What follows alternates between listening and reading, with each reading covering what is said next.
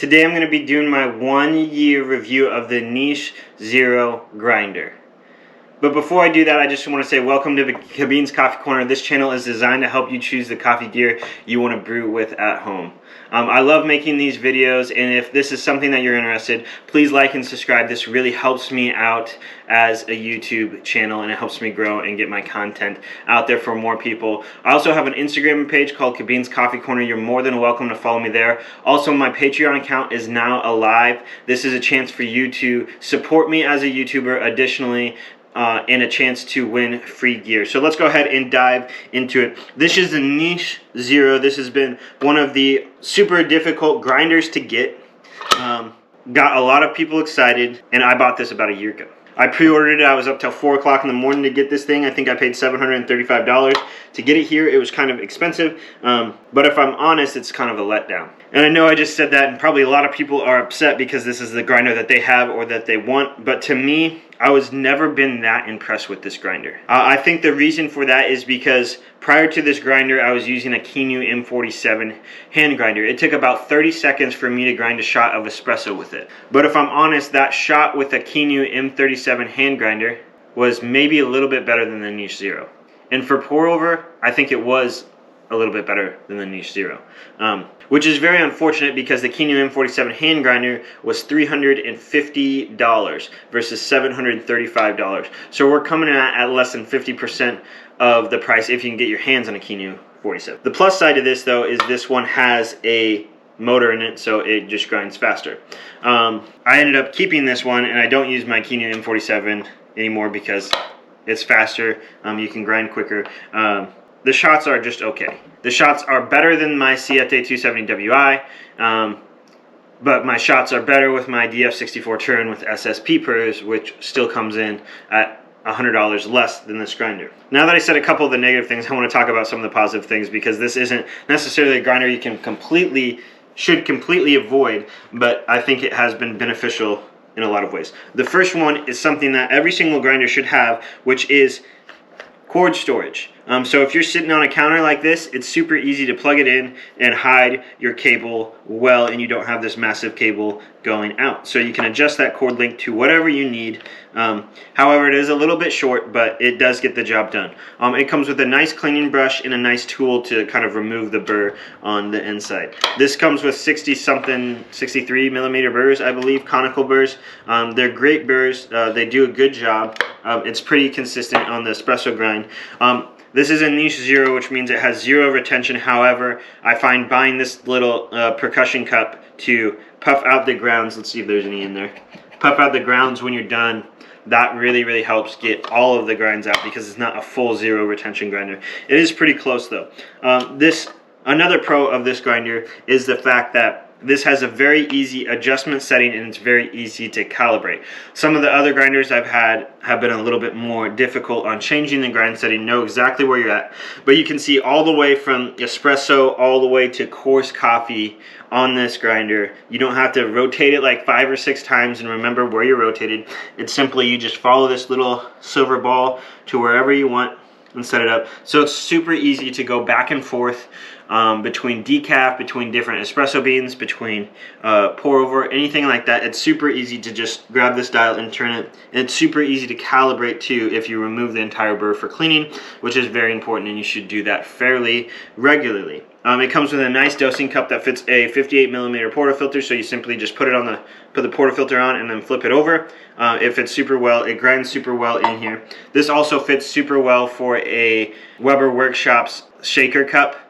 So it's like just a little shaker cup that drops down into. You can find that same shaker cup on the key, but this is a little different. It fits right here. You can fit the Flare Pro 2 portafilter on here with the little funnel. It works super well. So it's got a lot of wins for this. I feel like it's super good. I don't find that I need to actually grind directly into a portafilter, so I haven't found the need to add what a lot of people do, which is the decent portafilter cradle, so you can grind directly into a portafilter. I find the dosing cup is more than good for what I need it to be. It does catch here a little bit if you slide it in at the angle, so you have to do it at the correct angle, but it gets pretty easy to be used for. It doesn't grind unless the lid is closed, which is a nice feature. Great toggle switch, feels great to use. The wood is okay. It's got some, these legs are supposed to spin like this. It does have some rubber pads on the bottom of it to keep it stable. It's a nice compact grinder. It's a good grinder, but the problem that I have with it is I just had higher expectations of it. I don't think this is a bad grinder by any means, but with all of the hype around it on the internet, I felt like that this was going to be blowing my mind out of everything. But when I'm getting better pour overs with my Commandant for $250, I think is what I paid for it, and I'm getting better shots with my Kinu at $350, and that's cheaper. Both of those hand grinders together are cheaper than this niche. And that's kind of the problem that I have with it, is the fact that there's such a world of hand grinders out there. If you can go the hand grinder route and you're willing to go the hand grinder route, it's well worth it. It's well worth it. It has better retention. It has lower retention rate than the niche, and you're just getting more bang for your dollar. So I think that's the kind of hard thing for me, that you have to spend twice as much to basically add a motor into it. And the fact that there's the new recent Lagome Mini that is super small, like the size of the hand grinder, plugs into the wall. It's a little slower, but apparently it can make just as good of shots as the niche for $380. So I feel like the niche might be a little bit easier to get in the near future because of the fact that gotten released, there's been so many other people super excited about all these other grinders, that more people are flocking to these other grinders, and that the niche is no longer having the power and the dominance that it once used to have when all these other grinders existed. But I think you can get a lot of other bang for your buck. If you're willing to go with a little bit more quartz, the DF64 is going to produce better shots than this every single time. But the workflow of this is better than most grinders that I've used. It's super easy to just pour the beans in there, to adjust the grind settings, all that stuff. And it does produce good shots of coffee, but I feel like I've used other grinders that do better. And I feel like I've done better with a hand grinder. But if you're looking for a quick, easy workflow of things, look no further. The niche is where it's at. If you're willing to toy around with either a more clunky grinder like the DF64, or you're willing to use a hand grinder, then those are definitely better quality of that, and they're going to produce a better cup.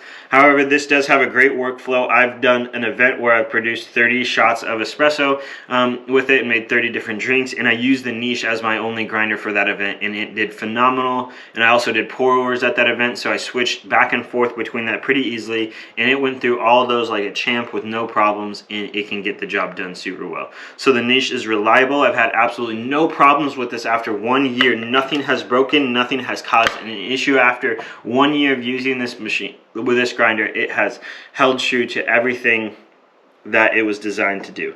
But I just wish it tasted better. That's my only con.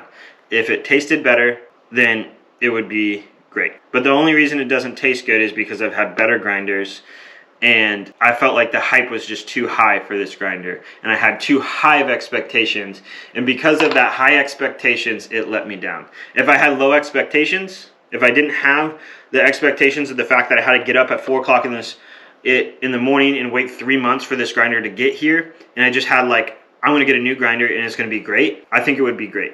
So maybe just try to lower your expectations if you're trying to purchase this grinder, because it might not fully live up to the taste quality that you're getting.